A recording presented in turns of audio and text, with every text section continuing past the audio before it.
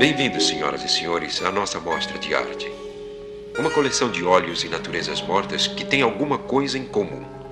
Vocês não verão essas obras em nenhuma galeria e nenhum museu de arte. Um encontro interessante entre ossos quebrados, entre cera e o que, com perdão da expressão, tudo que se enterra.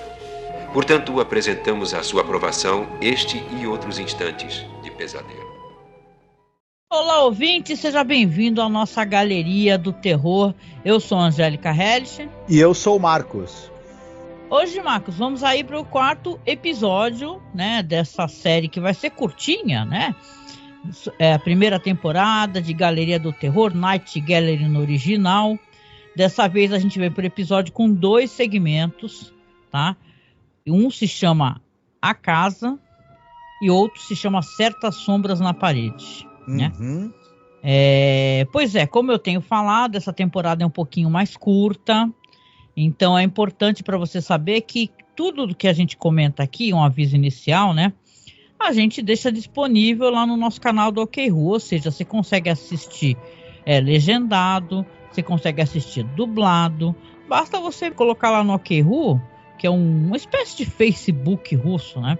Você consegue acessar tudo pelo OkRu facilmente, inclusive dublado, tá? Então a gente vem aqui para conversar um pouquinho sobre o episódio, dar a nossa opinião, falar sobre os atores e atrizes, diretor, quando é o caso, fazer alguma recomendação, se a gente achar conveniente, né? E eu quero te chamar, Marcos, e aí? Vamos aí para o primeiro segmento, que seria o The House? Sim. A most hearty welcome to those of you whose tastes in art lean toward the bizarre. Our first painting submitted for your approval is an item of real estate, but you won't find it advertised in the classifieds. Oh, it's light and comfortable and altogether well heated, but there's a chill to the place. So bundle up when you look at this one. Our painting is called The House, and this is the Night Gallery. Muito bem. A gente inicia o nosso episódio.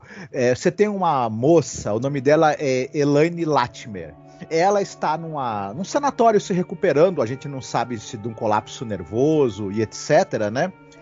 E essa moça, ela tem um sonho recorrente. Ela sonha que ela inclusive, no início do episódio, ela vai conversar com o médico ali que atende ela nessa clínica onde ela está se recuperando, e ela conta para ele esse sonho, que ela está dirigindo por uma estrada num carro vermelho e ela acaba parando em frente a uma casa, e uma casa que ela de certa maneira reconhece, que ela, né, ela tem a impressão de que ela sabe que lugar é esse, que ela já esteve lá, e ela sai do carro, ela é atraída, né, por essa casa, e ela sente também, isso ela vai contar para o psiquiatra, que ela sente que há uma presença nessa casa, uma presença que talvez seja, inclusive, um fantasma. Ela não sabe muito bem por que ela sabe isso, mas ela sabe. E ela sai do carro, vai tocar a campainha, mas quando essa presença que ela sente que tem dentro da casa, essa presença talvez até fantasmagórica, vai atender a porta, abre a porta, o sonho acaba e ela não consegue ver quem seria essa criatura, né? Ocorre que a nossa querida Elaine, ela vai ter alta da clínica. Ao sair, ela vai pegar o seu carro e vai seguir por uma estrada para ir embora da clínica. Ela vai acabar numa estrada muito parecida com essa estrada do sonho que ela teve, e essa estrada vai levá-la a exatamente a casa na qual ela sonhou, que é uma casa de verdade, diga-se de passagem, e no momento em que ela bater na porta dessa casa, finalmente for perguntar sobre essa casa, fatos irão acontecer, e aí temos o nosso episódio, né? Entendi. Você vai deixar pra gente falar depois, né? Poxa, eu queria dividir com vocês aqui, né? Porque a gente vai pesquisar sobre o episódio que a gente vai comentar. Aí é assim que funciona. Não sei como é que é pra você. Pra mim, costuma ser assim, Marcos. A gente assiste, tem as nossas impressões, boas ou más, né, do episódio, né, e pensa, vamos lá pesquisar como é que é e tal, e acaba às vezes dentro da pesquisa você tendo curiosidades, informações muito interessantes, né. Nesse caso aqui especificamente, a atriz, que é a atriz principal desse episódio, é a Johanna Pittet, né, Que é uma atriz canadense e tal, mas morou a vida inteira em Londres, né? E caramba, eu não sabia assim, de fatos interessantes da vida dessa atriz, que eu acho uma boa atriz, tá? Já entregando que eu não acho esse primeiro episódio um episódio muito... Não é que ele não seja bom, mas ele é muito atmosférico, mas eu acho ele meio confuso, vamos colocar assim. Ele fica no looping, né, de certas cenas, né? Mas ela é uma atriz que ela é conhecida, por exemplo, porque ela era amiga da Sharon Tate, né? E no dia que a Sharon Tate, infelizmente, foi assassinada, junto com os amigos e aquela família lá, que o Mason foi lá, né, com os asseclas, né?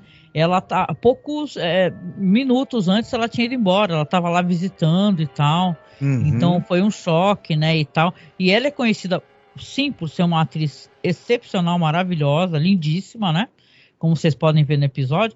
Mas ela também é conhecida por muitas tragédias, sabe, tal. Tipo, o filho dela morreu, né, com overdose. Agora velhinha, gente com mais de 80 anos, parece ela estava procurando umas pedras para o jardim dela, num local meio ermo na Califórnia.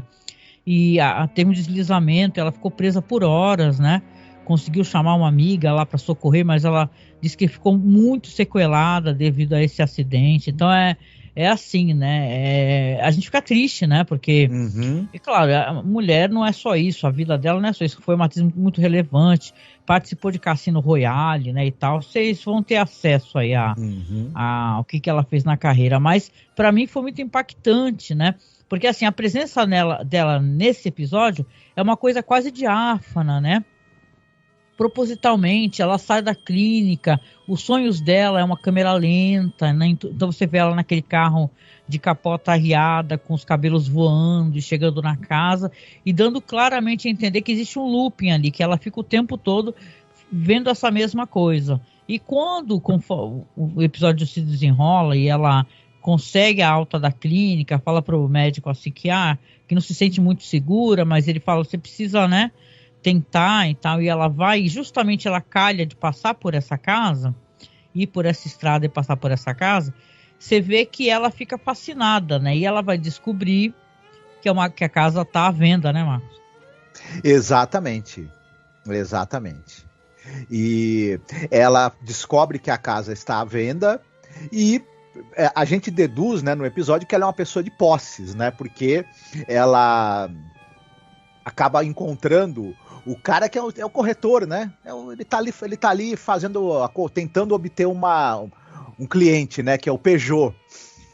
O Peugeot, nome de carro, né? Isso. Pô, por 60 mil, cara, estão vendendo aquele casarão, hein? Isso. O Peugeot, inclusive, é o Paul Richards, né, que... Aqui no Brasil ele não é muito conhecido, mas ele era de uma série chamada Breaking Point. Nos Estados Unidos tem 1000 séries sobre hospitais, você, né, imagina, né? Grey's Anatomy. Grey's Anatomy não veio do nada, né, meu? Isso. O Hospital Central, talvez a mais famosa, né? Mais famosa até do que Grey's Anatomy. Mas ele era de uma outra que chama Breaking Point. Ele era o Dr. Micken, Dr. McKillen Thompson, que era um hospital que atendia casos lá raros, casos difíceis, enfim, foi uma série dos anos 60 que fez muito sucesso, como todas essas séries aí de hospital, de médico, que é uma mania dos americanos, né? Então, é isso. Como essa série acho que não foi nem exibida no Brasil, então o pessoal... Mas eu achei que ele também é um ator interessante. E ele fala que a casa está sendo vendida barato porque acredita-se que há um fantasma na casa.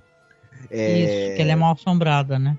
Isso, mas a própria personagem, a Elaine, ela não acredita, ela fala não, já sei que você vai falar, pô, barulho que o pessoal escuta são as vigas, né, da casa, que de acordo com a umidade elas vão rangendo, porque estão se rearranjando, né? Isso é cientificamente correto, inclusive em relação à casa de madeira, né? Isso, e aí para cada coisa que o cara vai citando que as pessoas falam que poderia ser indicação de um fantasma, de uma assombração, ela vai dando uma explicação racional e dando a entender também que ela tá interessada na casa e que ela não se importa com esse negócio de que fantasma ou não fantasma.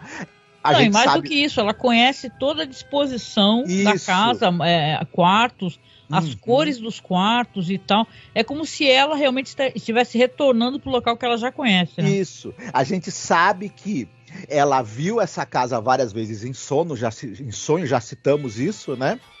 E agora que ela está na casa, conversando com o corretor, ela começa a perceber que ela sabe, como você mesma falou, a posição de tudo, tá? Ela conhece a casa de cima a baixo. E claro que essa sensação que ela tem, ela vai querer comprar a casa até para poder tirar a limpo por que ela sonha com essa casa e por que ela sabe tudo da casa, mesmo nunca tendo estado lá. Né? Eu quero ter $60 mil para poder tirar a limpo certas coisas também. Eu também gostaria de esbarrar numa mansão vitoriana, ter a impressão de que eu já estive lá e poder comprar lá à vista para poder tirar essa impressão. Mas vai ficar difícil eu fazer isso nessa vida aqui. Mas você concorda comigo? Porque assim, claro que a gente vai falar do que acontece, né, e tal, que é quase que óbvio, né, pro espectador. Eu acho que o espectador consegue matar a charada nos primeiros minutos, né, do que é, né. Mas assim, esse negócio dela ter esse sonho recorrente, esse looping, né, essa coisa dessa cena, assim, em câmera lenta, é uma coisa meio cansativa, né, até porque é repetida várias vezes no episódio. É que a direção é do John Astin, né, que diz que é a primeira coisa que ele dirigiu, né, na vida. Depois ele continuou dirigindo. Mas é do Rod Serling, o roteiro baseado em um conto aí do André Marrois, né? Isso. Então você tem uma história que é meio como é que se chama? Uma repetição, uma coisa circular. Isso. Né? Eu acho, eu até cheguei a comentar isso contigo, esse cara, o André Marrois, que escreveu o conto original, ele era um famoso escritor escritor e biógrafo também francês. Ele escreveu a famosa biografia do Voltaire, escreveu a biografia do Benjamin Disraeli. Ele era um intelectual muito importante na França e um cara que era um grande conhecedor de literatura. Ele tá usando no conto dele elementos que a gente tá na cara, que ele pegou do famoso livro do Sonho do Aposento Vermelho, que é um livro dos anos 1700 e pouco, um livro chinês. Onde esse tropo do sonho que se repete em loop infinito já é apresentado nesse livro. Até o Jorge Luiz Borges depois fez uma releitura no livro dele, no livro dos sonhos e tudo mais. Então esse tropo da pessoa que sonha em um cenário que vai colocá-la depois num looping, a gente vai, já não é novo isso daí, né? E o André Marrois, e aí o Rod Serling acaba fazendo a adaptação, então a gente... Que diga-se de passagem, uma ótima adaptação, porque ele é um incrível roteirista, né? Você tem ele acaba pegando essa história que é, na verdade, uma história meio que simples até, e ele precisa adaptar pro audiovisual, e os diálogos são interessantes, e eu acho que os diálogos, mais até do que o próprio plot, são que mantém a gente interessado.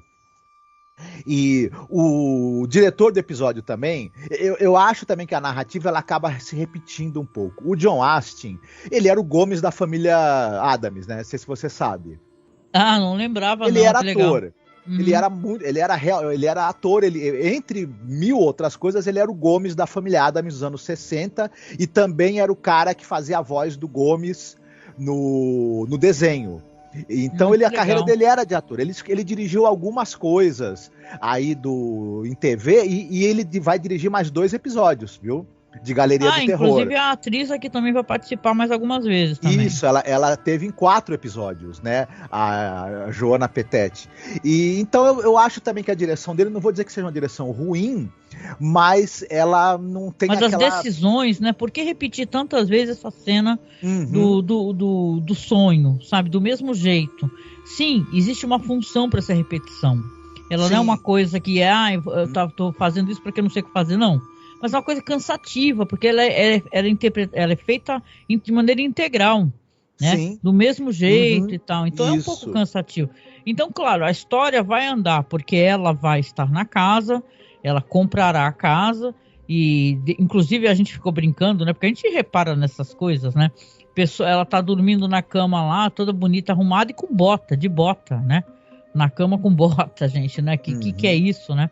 Se você tirasse um sapato para dormir, porra. Aí ela tá lá deitada e escuta uma batida na porta. E se você recorda o sonho, no sonho é a mesma coisa. Ela tá de carro e tal, desce do carro, câmera lenta e dá uma batida na porta. Só que a pessoa não atende e tal, e aí ela repara que né, quando ela desce do caso, que aí você tem a continuação, você tem a parte de dentro do sonho, né? Isso é interessante. Aí você percebe que a pessoa foi embora, a pessoa não quis esperar, porque no sonho também ela não espera e vai embora. E claro, você percebe, porque tá óbvio que o fantasma, a casa é assombrada, né? É uma assombração que não é maligna, é uma assombração que não é assustadora, mas ela é a assombração de si mesma. Exatamente. Né? Ela sonha com ela mesma assombrando essa casa, entendeu? O que por si só é uma coisa muito interessante, né? O clima, a atmosfera é muito interessante. Mas eu acho ao mesmo tempo um pouco confuso, eu acho um pouco cansativo também. Independente de eu achar que realmente essa atriz é fantástica, maravilhosa e tal. E eu fiquei muito sensibilizada conhecendo a história dela. Eu concordo com você. Essas repetições que a gente vê ao longo do episódio, tematicamente, elas casam com o tema, que é justamente o tema de algo que você está preso num looping eterno. Mas eu concordo com você também que não era necessário tantas repetições para que a gente pescasse a ideia, até porque o final já vai nos dar essa estrutura de repetição, né? E como eu já até comentei contigo, esse tropo, né, já é conhecido na literatura há muito tempo, e a gente tem esse exemplo do famoso da literatura chinesa, né? Só para citar rapidinho, para a gente não se estender demais para o público, esse conto que eu estou citando da literatura chinesa, o cara sonha que ele está num jardim parecido com o dele, e ele encontra as empregadas da casa, e ele vai falar com elas, elas não reconhecem, ele fala: vocês não estão me reconhecendo, eu sou o fulano, patrão de vocês. E elas falam: não, você não é nosso patrão, nada disso, nosso patrão tá lá no quarto dele dormindo. Aí levam ele pro quarto e ele vê a ele mesmo no quarto. Ele acorda, vê a si mesmo, e o cara e a versão dele que estava dormindo fala: poxa, eu acabei de ter um sonho, eu estava num jardim parecido com o jardim daqui da minha casa. E aí entra nesse looping eterno. E a gente vê o quanto essa história ela é meio que inspirada nisso, certamente. Mas, como você mesma falou, ele é climático, é interessante, porém chega naquele momento em que ela tá deitada na cama e batem na porta, né? Difícil a gente já não ter matado a charada aí, né? E talvez menos repetições tivessem ajudado a gente, ou um pouquinho mais de habilidade ali, a não matar essa charada tão rápido, né? Que talvez fosse o mais interessante. Mas de resto, Não, eu gosto muito sinceramente, sabe? Eu tenho vários elogios ao episódio, né? Então eu acho fantástica essa atriz, sabe? Mas é o tal negócio, você fica pensando, cara, é uma entrada muito estranha, assim, pra série. E pior que as pessoas... Aí você vai no MDB, que eu gosto de ler a crítica das pessoas, né? Do geralzão. As pessoas falam, muita gente elogiando, o pessoal é muito sensibilizado pela atriz, né? Fala assim, nossa, espero que ela leia isso daqui, porque eu faço questão que ela saiba que a gente pensa nela, porque ela já se aposentou há muitos anos, Marcos. Ela largou a atuação. Ela teve essas tragédias na vida dela e tal, e ela largou a atuação, ela parou. Sim. Porque agora ela é bem velhinha, né? Mas então as pessoas são muito comovidas por ela, porque ela também tem papéis importantes na história do cinema, da televisão, sabe? E as pessoas até comentam, achei interessante, alguém colocou isso no IMDb, que isso é uma espécie de Os Outros, né? Porque é uma história de um fantasma que você mesmo está assombrando, você é a assombração da sua casa, né? Então achei isso interessante. Isso, não, como você mesma falou, ele é climático, ele tem uma temática interessante e tem essa coisa onírica, né? Tem um uso bom de câmera lenta no início também. O Zack Snyder deveria assistir esse episódio e aprender porque câmera lenta pode ter uma função narrativa e não ser chata. Que quando você tem essa primeira aparição dela, que é dentro de um sonho, a câmera tá um pouco mais lenta, né? E aí, isso gera pra gente essa impressão onírica que é muito bacana, inclusive. Então tem muitas qualidades esse episódio. Com toda certeza, né? Então fica aqui a recomendação, né? Para além de Night Gallery, né? das pessoas irem um pouco atrás do trabalho dessa atriz, né, da Joana Petete, ou Peters, não sei a pronúncia, né? Porque realmente ela é uma atriz maravilhosa, bonita, a atuação dela é boa, viu? Ela passa, assim, essa confusão, essa angústia, essa insegurança, essa, né? Então, o que falha no episódio é uma espécie de decupagem meio incorreta, na minha opinião, desse negócio de como é que você cola a cena, entendeu? Aí você vai lá, coloca de novo aquela cena de slow motion, né? E vai ficando meio chato, né? Meio repetitivo, né? Mas a atriz é boa, sim, cara. Até do cara eu gostei, do cara da imobiliária lá, o Paul Richards. Sim.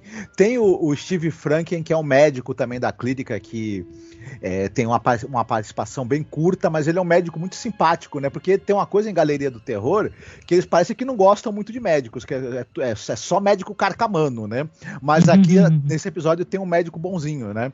É raro nessa série, isso esse é um médico simpático, né? Tanto que quando ela fala pra ele, eu tô insegura, porque eu tô com medo lá fora, como é que as pessoas vão me tratar, como é que vai ser. Aí ele fala, a vida é isso, né? Então você vai ter que tentar e tal. Ele é bem, né, assertivo, assim, pra ajudar ela a sair porque ela parece estar muito confortável naquela clínica, né?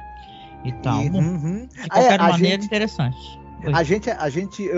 Eu acabei tendo uma espécie de fazendo uma leitura aí, porque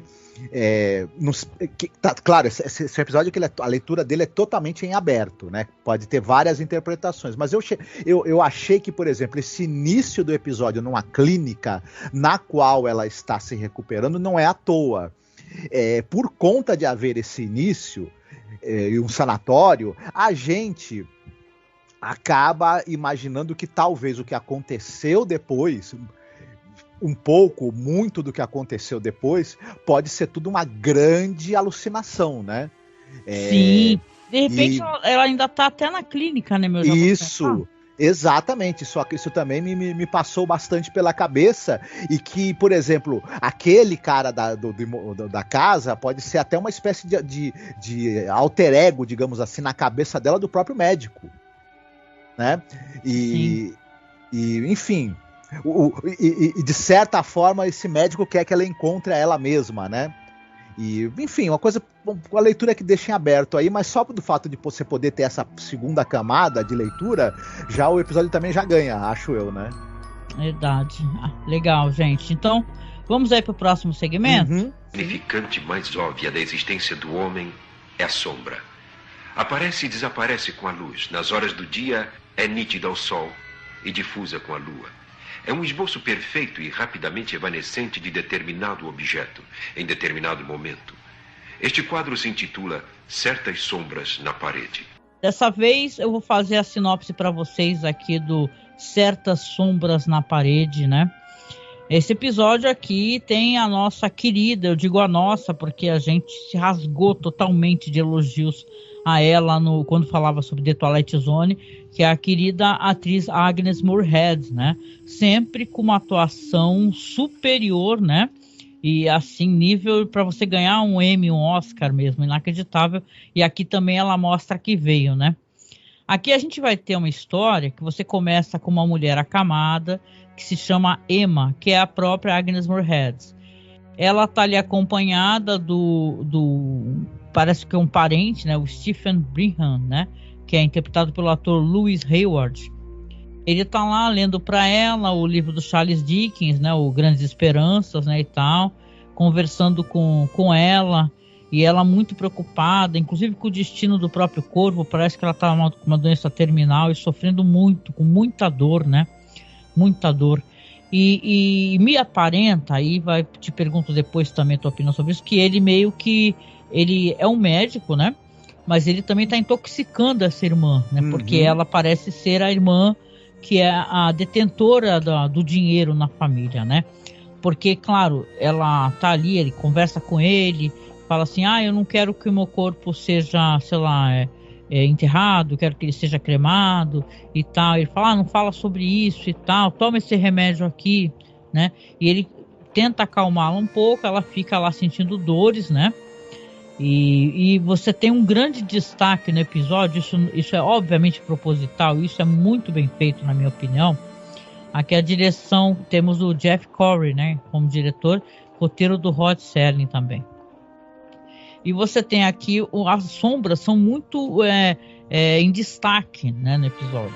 Eles conversam, suas sombras elas são muito bem colocadas na parede, elas não são sombras esparsas, são sombras bem, né, visíveis e claras, né, pra gente, né, porque aqui as sombras têm importância, né. Então você vê que quando ele desce, deixou a irmã lá, né, ele vai encontrar as outras irmãs. Uma é a Anne, interpretada pela Grayson Hall, e a outra é a Rebecca, né, que é a Rachel Roberts, né. Uma irmã parece uma irmã meio desligada, assim, meio que está um pouco mais sensibilizada com a irmã que está acamada, e a outra tem um olhar duro, né. E eles até conversam, inclusive, sobre assim, quanto tempo ela vai durar, né? E ele fala que não deve durar muito, né? Então, aparentemente, todos estão ali muito interessados, né? Em que ela morra, porque eles querem vender a propriedade, querem vender o conteúdo todo e tal. E de qualquer maneira, a Emma ainda está viva, não é verdade? Uhum. Ela está viva, mas não por muito tempo, né, Marcos? Isso. Esse episódio ele é roteiro do Serling, mas baseado na história da Mary Eleanor Freeman, né? Isso, exatamente. O Serling sempre fez isso também várias vezes. Sempre não, né? Mas muitas vezes ele fez isso em Além da Imaginação, né? Ele pegar um roteiro de um outro autor, né? Uma história, um conto, né? E fazer a adaptação, né? Uhum. Olha, eu vou admitir para você que eu não gostei muito desse episódio por alguns motivos. E é um negócio interessante porque eu tinha uma expectativa enorme em relação a ele. Porque você tem... Começa com o elenco. Você tem, para começar, a Agnes Moorehead, né? O pessoal deve lembrar da Endora, né? Da feiticeira. E ela também era uma grande dama do rádio, uma dama do crime, né? Porque... fazia aquelas séries radiofônicas de crime, de policial, uma atriz espetacular, arrasou em Além da Imaginação. Você tinha o Lewis Howard, que é o cara daquela série O Lobo Solitário, né? E você tem a Grayson Hall, que é a Júlia das Sombras da Noite, da novela Sombras da Noite, uma baita atriz inglesa. E você tem também a Rachel Roberts, que é daquele filme Piquenique na Montanha Misteriosa, né? Caraca, que talvez seja um dos filmes, assim, já falando em atmosfera, um dos melhores filmes de suspense e atmosfera que eu já assisti na minha vida. Temos um podcast falando do terror vindo da Austrália, né? Do continente australiano. Falamos desse filme. Isso, eu tenho muito carinho por esse podcast, porque ele me permitiu assistir alguns filmes do Peter Weir, que estão entre os filmes mais interessantes que eu vi em toda a minha vida. E eu lembro muito da Rachel Roberts como a Miss Appleyard do filme. E então você tem esse elenco assim monstruoso. Eu pensei, nossa, numa história de suspense isso vai ser... Aí o que acontece? Você me pega a Agnes Moorehead, ela entra muda e sai calada. A única coisa que ela faz é aparecer na cama fazendo cara de quem vai morrer. E qual é o problema que eu acho nisso? Você falou, ela é a mulher que é a detentora, o pai tinha deixado a fortuna para ela, né? A casa e os bens para ela, e as outras duas irmãs e o irmão tinham que viver ali meio que próximos, porque precisavam usar a casa, precisavam usar o dinheiro, e tudo pertencia a ela. E nos diálogos que a gente vai ver, dá a entender que ela era uma mulher muito autoritária, intimidadora, que ela praticamente mandava no pai e impunha a vontade dela a todo mundo. O episódio não gasta, enquanto tem a atriz ali, não gasta uma fala para tentar fazer a gente perceber por que essa mulher era desse jeito. A gente só vê, tudo bem, beleza, o irmão tá tendo que ler pra ela, mas como ela tá ali morrendo, fragilizada, sem falas, a gente não consegue sentir, né, essa presença dominadora, impositiva dela. A gente vai ver depois a sombra dela na parede, né, que a gente vai chegar lá já. E aí depois você tem essa coisa que essa relação entre os irmãos ali, eles são meio assim distantes um do outro. Tem essa insinuação de que talvez o irmão, que é o médico, tenha envenenado aos poucos a personagem da Agnes Moorehead para que ela morresse. Mas mesmo eu acho que, apesar dos diálogos serem interessantes, essa construção ali dessa relação meio de desconfiança entre os irmãos e tudo mais, ela, pra mim, apesar de serem excelentes atores, eu acabo nunca conseguindo embarcar, né, nisso daí.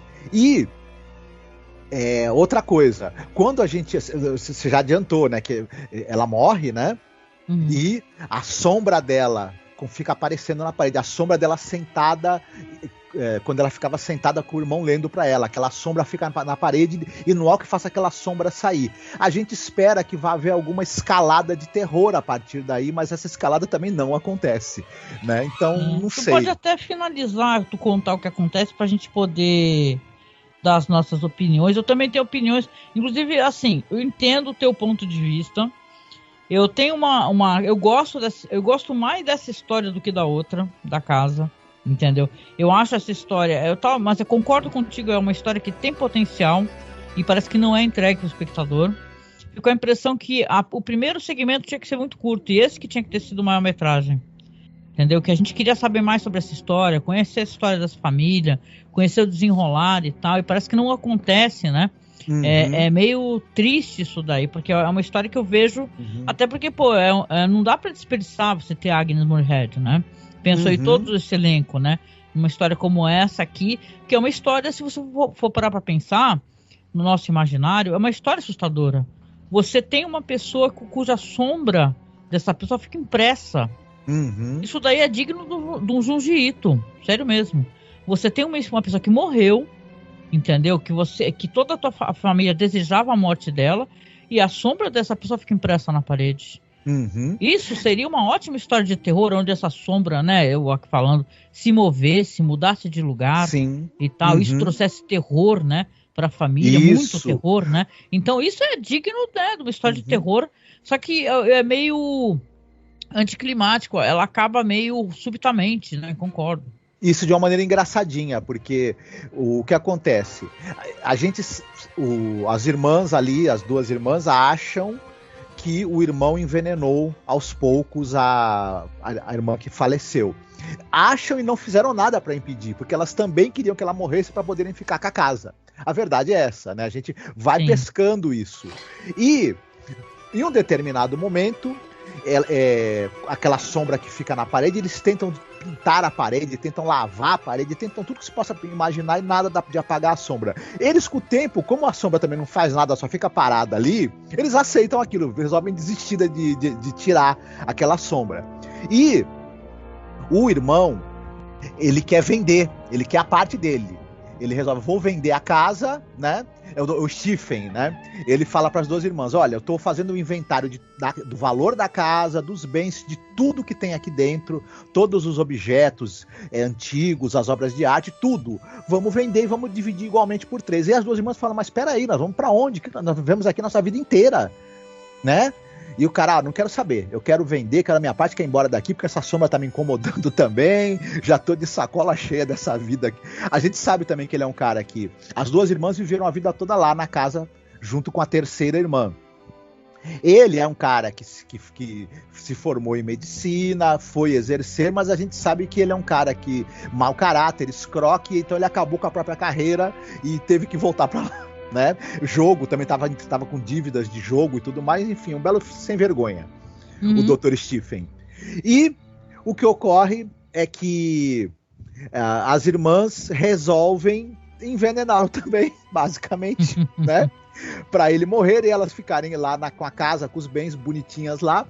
E no final do episódio, após elas envenenarem ele com o mesmo veneno que ele estava colocando no remédio da Emma, que foi a irmã que morreu, vivida pela Agnes Moorehead, a sombra dele aparece na parede também ao lado da sombra dela, na mesma posição que os dois ficavam quando estavam vivos, e ele, o Stephen, ficava lendo Charles Dickens para a irmã, para Emma. Isso, e assim, desse jeito. E aí fica com a cara, até porque as duas irmãs olham para aquilo e ainda dão risada, acham graça ainda, né? E acaba o episódio assim, né? Assim, a gente fez uma bio, né, sobre a Agnes Moorehead quando a gente falou do episódio que ela participa no The Twilight Zone, tá? No Além da Imaginação, que é o The Invaders, tá? Então, se você quiser conhecer um pouco sobre a carreira dela e tal, e se encantar, né? Com a importância dela realmente para a história do cinema, da TV, né? E tal. Mas, assim, é um episódio que, se eu for colocar ao lado de The House, eu prefiro ele.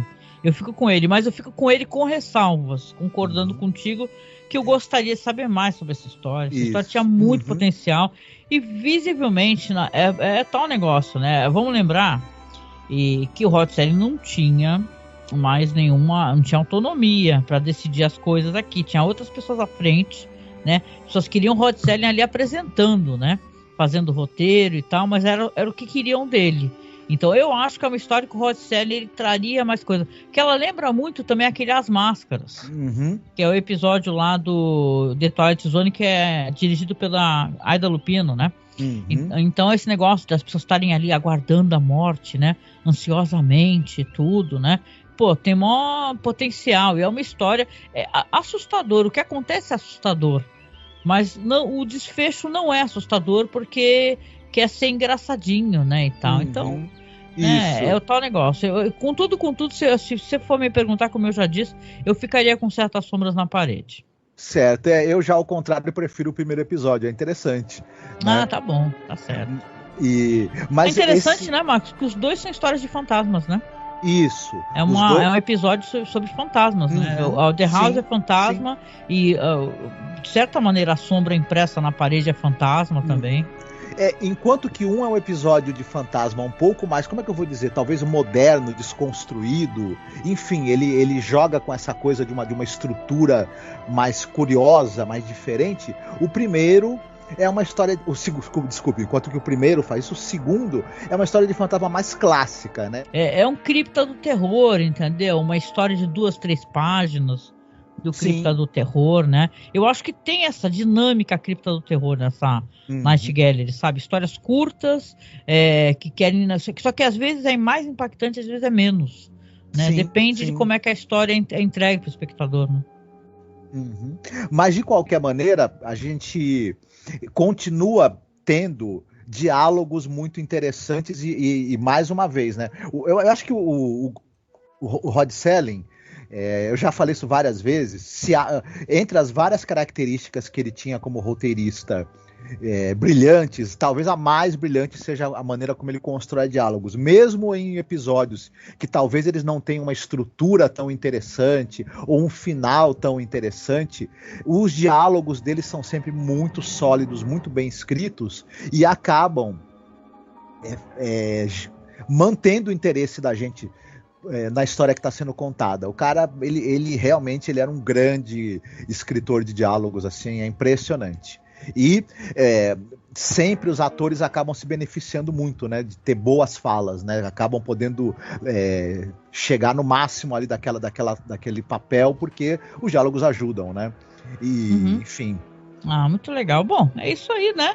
Então, comentamos aqui sobre o Certas Sombras na Parede, com a maravilhosa Agnes Moorehead, né? E tá subaproveitada, talvez, né? Mas é tal negócio, a pessoa tá ali com vários filmes, séries, né? Tem a Agnes Moorehead fazendo interpretações, inclusive para quem entende inglês, né? Nos programas de rádio e tal. Então dá para aproveitar muita coisa dela e conhecer um pouco mais, né? Sobre os outros atores. Eu amei que você trouxe à lembrança esse filme, que eu posso inclusive recomendar, né? Eu acho que você também recomenda o Piquenique na Montanha Misteriosa, né, Marcos? Caramba! Que filme sensacional, que história, que tem slow motion, tem essa questão de slow motion, né, no filme, como a gente comentou aqui do primeiro segmento, e é uma história aterradora e de maneira diferente, não é uma história de suspense com sangue, nada, e sim aquele clima, né, de dúvida, de thriller, né.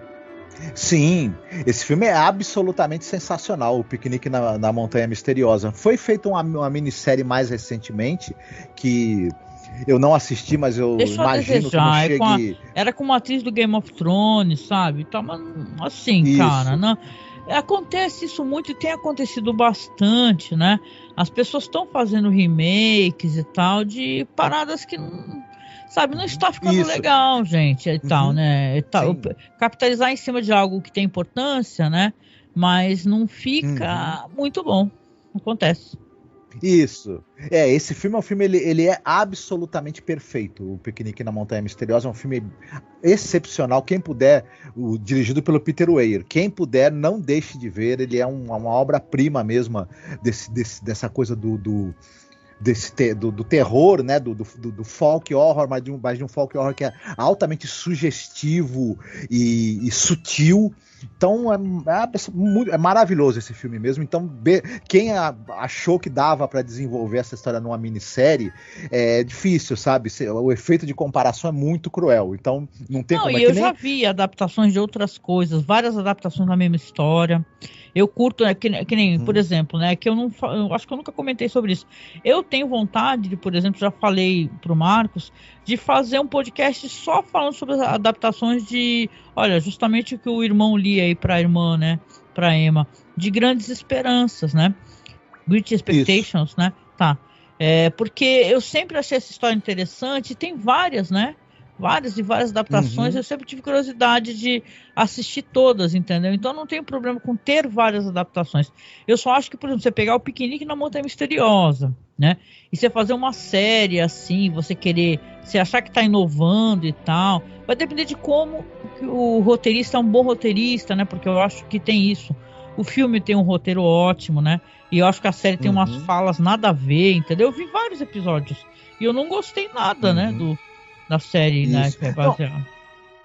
É que nem eles fizeram uma adaptação um tempo atrás também para a minissérie do Narciso Negro, né? E enfim. Também não é tão boa, né? Veja bem, tem atriz não é ruim, boa, mas caramba, mas não é muito boa, não.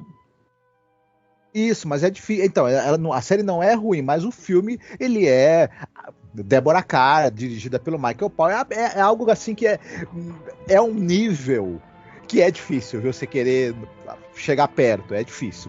A gente tem que dar o desconto que é muito difícil querer igualar aquilo, né? Mas, enfim. Pois é, né? Que dá dinheiro, é que assim, funciona a indústria dessa maneira. Você pega uma coisa que já é famosa, que já tem um fandom, não é verdade? Já tem um fandom que sabe a importância de Narciso Negro, né? E tal. E fala assim, nossa, eu vou fazer uma minissérie, vai dar tudo certo.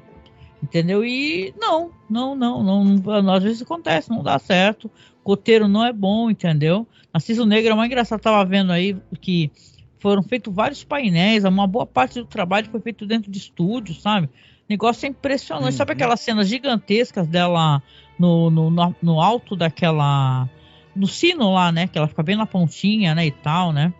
Fica aquela coisa perigosa, que é praticamente de estúdio, sabe? Interessantíssimo, sim. Assim, então você conhecer um pouco mais da história. E quando a gente gosta dos clássicos, não é que a gente é avesso até novas adaptações, é que às vezes o pessoal só faz adaptação meio caça-níquel mesmo, na real é essa.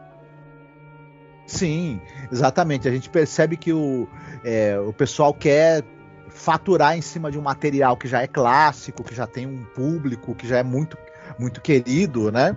E aí fica, né?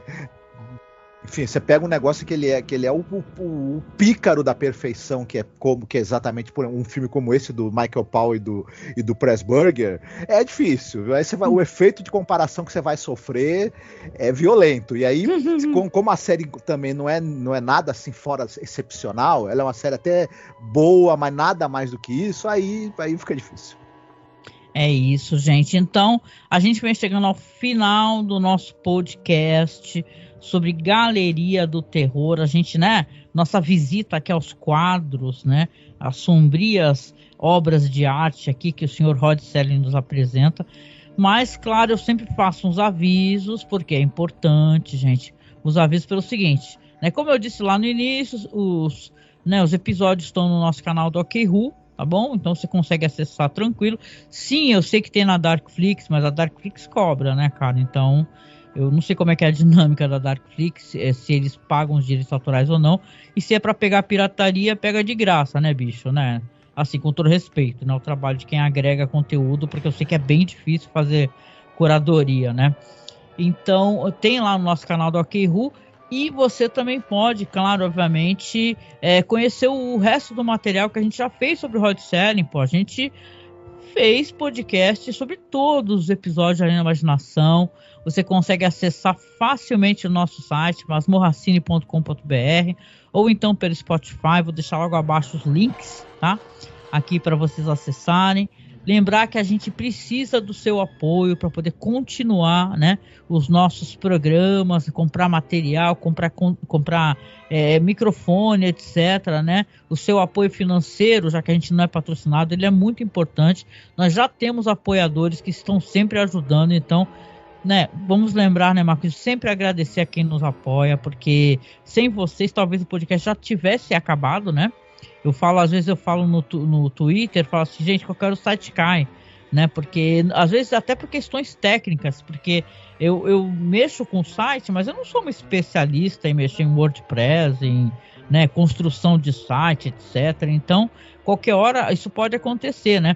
Mas seria muito triste o site cair, por exemplo, porque não tem como pagar, né? O site, a gente tem muito podcast, são 15 anos que a gente vai completar esse ano, né? Então, por favor, eu quero primeiramente agradecer a você que nos apoia, está nos escutando. Se você não nos apoia e você achar que o nosso trabalho tem valor, né, uma coisa legal que você gostaria de ver mais para frente, vamos continuar falando sobre essa série maravilhosa, clássica. Por favor, nos apoie, tá? Nós temos aqui várias plataformas de apoio, tem no Padrim, tem no Colabore Aí, tem no Apoia-se, tem Pix, né? O Pix eu acho melhor porque no sentido de que aí eu sou a favor do seu dinheiro vir pra gente, não ficar uma parte para banco, para plataforma, sabe? Para nada. Porque, né, todo mundo já tá ganhando, né? E tal. Às vezes a pessoa faz uma doação humilde, né? Só para dizer assim, né? Às vezes a pessoa de bom coração, né, faz uma doação de R$5, sei lá, só que saiba que metade disso vai para as plataformas que agregam apoio, né? Porque eles não vão trabalhar de graça. Então, se você puder nos ajudar, uma maneira efetiva de nos ajudar, pode ser mensalmente e tal, não é através de plataforma, é através do Pix, tá? O nosso Pix é bem fácil, é apoiomasmorra@gmail.com. Você manda aí o que você achar que o nosso episódio valeu para você, se você gostou. Isso nos ajuda a pagar o site no final do mês, entendeu?